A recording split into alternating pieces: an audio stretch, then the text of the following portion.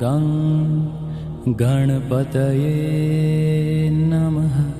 Good morning all of you. आज हम पढ़ने जा रहे हैं इलाहाबाद की संधि। इलाहाबाद की संधि बक्सर युद्ध के परिणाम स्वरूप इलाहाबाद की संधि हुई। 1765 में इलाहाबाद की संधि हुई। यह अवध के नवाब और अंग्रेजों के बीच यह संधि हुई। तो इसमें जो मुख्य बातें थी वह पहली बात यह थी कि अवध के नवाब से 50 लाख रुपए हर्जाने के रूप में लिया जाएगा। यानी जो युद्ध हुआ उस युद्ध में जो नुकसान हुआ वह अवध के नवाब से 50 लाख रुपए हर्जाने के रूप में लिया जाएगा। दूसरी बात यह थी कि कड़ा और इलाहाबाद और उसके जो आसपास के जो क्षेत्र थे उसे अवध से अलग करके मुगल बादशाह शाह आलम को दे दिया जाएगा। चुनार का दुर्ग अंग्रेजों को दे दिया जाएगा। जो चुनार का दुर्ग था उसे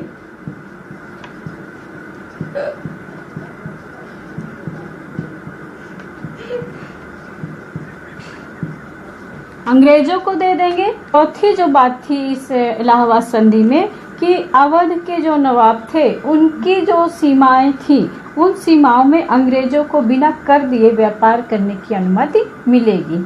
बादशाह शाह आलम के साथ भी अंग्रेजों ने कुछ संधि की। इलाहाबाद संधि में पहले तो अवध के नवाब के साथ उन्होंने संधि की जिसमें 4 शर्तें रखी गई। फिर मुगल बादशाह शाह आलम के साथ भी उन्होंने संधि की जिसमें कुछ मुख्य बातें शर्त के तौर पे रखी गई। कड़ा और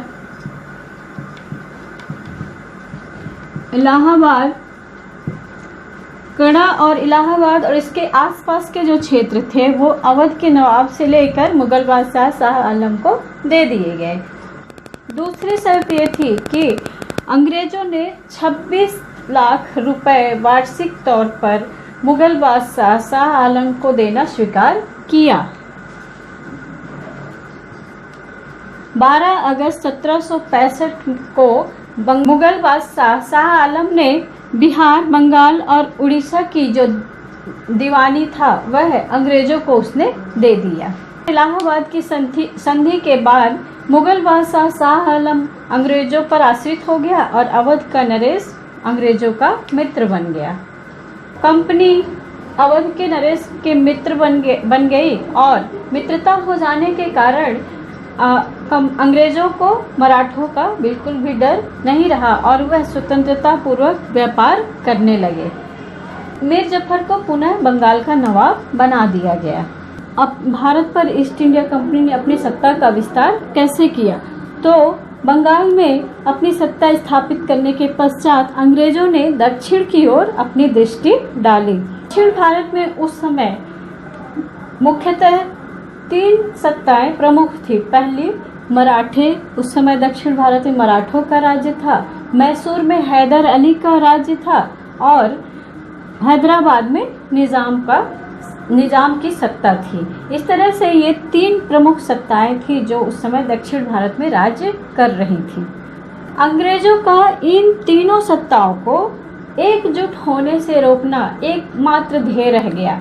वो जानते थे कि अगर ये तीनों सत्ताएं एक हो गई तो हमारा दक्षिण भारत में राज्य स्थापित करने का सपना अधूरा रह जाएगा। इसलिए अब अंग्रेजों का एक ही ध्येय रह गया कि मराठों को और मैसूर के जो हैदर अली थे और हैदराबाद में जो निजाम थे इन तीनों की सत्ताओं को एक होने से रोकना।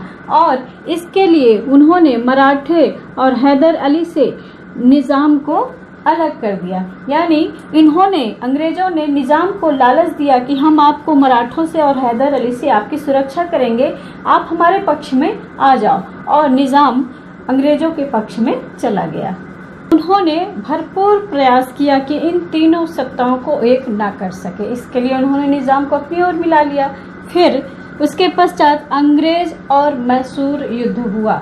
इसमें उस समय मैसूर के जो राजा थे वडियार, ये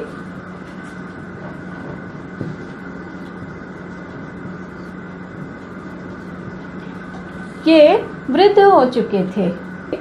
जो सेनापति थे हैदर अली, उन्होंने इनके पद से हटाकर खुद ही वहां की सत्ता इन्होंने संभाल ली। हैदर अली, इनको पद से हटा के हैदर अली ने मैसूर की सत्ता खुद ही संभाल ली। हैदर अली भी अंग्रेजों के बढ़ते प्रभाव को देखकर शंकित था, वह भी अंदर से घबरा रहा था।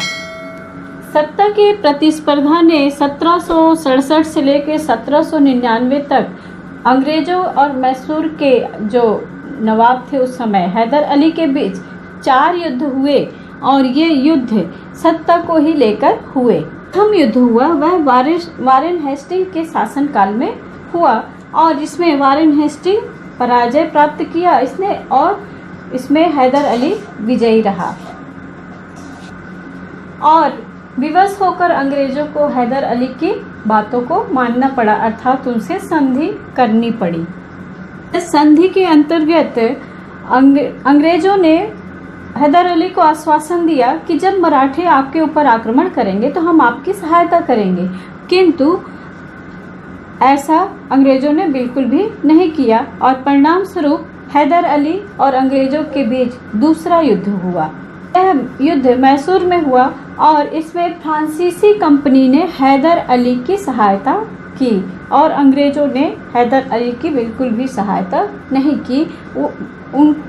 हैदर अली का युद्ध अंग्रेजों के साथ मैसूर में दूसरा युद्ध हुआ जिसमें फिर फ्रांसीसी कंपनी ने हैदर अली की सहायता की। इस द्वितीय युद्ध के परिणाम स्वरूप हैदर अली की मृत्यु हो गई।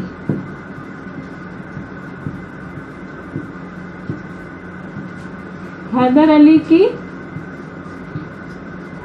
मृत्यु और हैदर अली का बेटा टीपू सुल्तान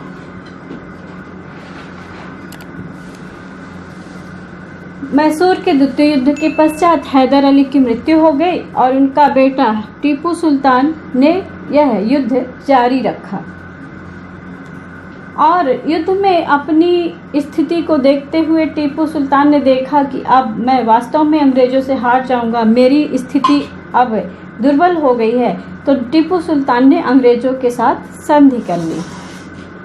क्योंकि टीपू सुल्तान अंग्रेजों का कट्टर विरोधी था, इसलिए उसने संधि तो कर ली थी, किंतु वह गोपनीय तरीके से अपनी सेना को यूरोपीय आधार पर प्रशिक्षित करना प्रारंभ कर दिया था।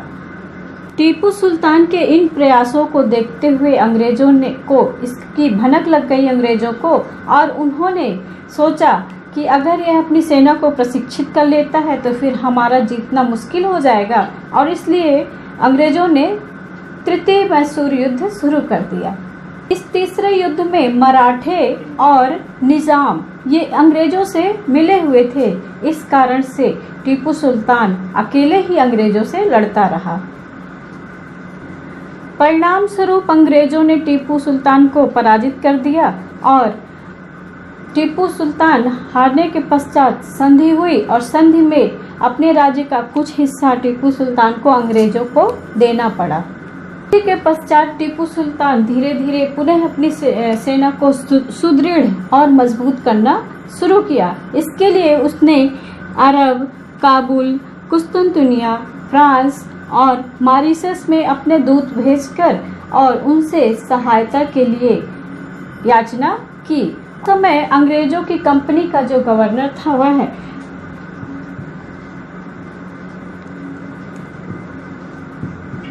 लॉर्ड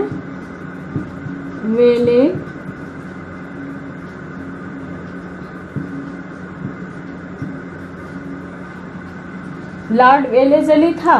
लॉर्ड वेलेज़ली अपनी विस्तारवादी नीति के अंतर्गत उसने मैसूर के खिलाफ चौथा युद्ध प्रारंभ कर दिया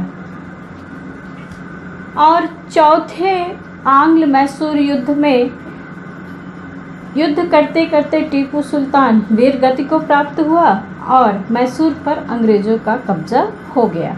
इस प्रकार से 1767 से लेकर 1799 तक आंग्ल मैसूर 4 युद्ध हुए, जिसमें अंत में टीपू सुल्तान को वीरगति प्राप्त हुई और मैसूर में अंग्रेजों का कब्जा हो गया। अंग्रेज मैसूर युद्ध के पश्चात अंग्रेज मराठा संघर्ष प्रारंभ हुआ। मुंबई अंग्रेजों का व्यापारिक केंद्र था, किंतु इसके आसपास मराठों की सत्ता थी और इस कारण से अंग्रेज मुंबई में पूरी तरह से अपनी सत्ता स्थापित नहीं कर पाए थे। मैसूर में सत्ता स्थापित करने के पश्चात अब मराठों को हराना और उनके राज्य में अपनी सत्ता स्थापित करना अंग्रेजों का भी एक ध्येय हो गया। अंग्रेज मराठों के आंतरिक मामलों में हस्तक्षेप का मौका ढूंढ रहे थे। भाग्यवश अंग्रेजों को ऐसा मौका भी प्राप्त हो गया कि 1761 में अब्दाली के साथ मराठों का जो पानीपत में तृतीय युद्ध हुआ था, इसके कारण मराठों की स्थिति बहुत ही दुर्बल हो चुकी थी।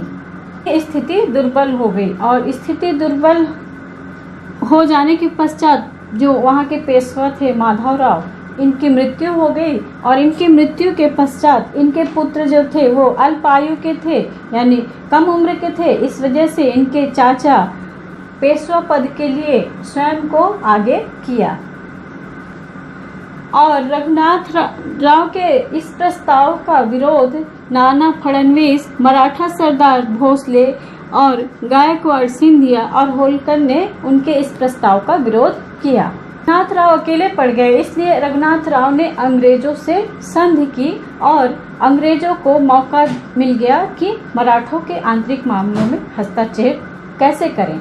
इसका अंग्रेजों को इंतजार ही था और उन्हें रघुनाथ राव ने मौका दे दिया। 1775 में अंग्रेज और मराठा संघर्ष हुआ। 1775 में अंग्रेज और मराठों का पहला युद्ध हुआ और जिसमें अंग्रेजों को पराजय मिली और लगभग 20 वर्षों तक फिर दोनों तरफ शांति स्थापित रही। अंग्रेज मराठा युद्ध कैसे हुआ, क्यों हुआ, यह हम आपको अगले वीडियो में बताएंगे। तब तक के लिए इस वीडियो को आप देखिए, समझिए और मैं आपको प्रश्न दे के जा रही हूँ जिनका उत्तर आप कमेंट के द्वारा दे सकते हैं कि अंग्रेज और मैसूर युद्ध कब से कब तक चला और अंग्रेज युद्ध अंतिम मैसूर युद्ध किस राजा के साथ हुआ। और तीसरा प्रश्न है कि हैदर अली का पुत्र कौन था। थैंक यू, धन्यवाद।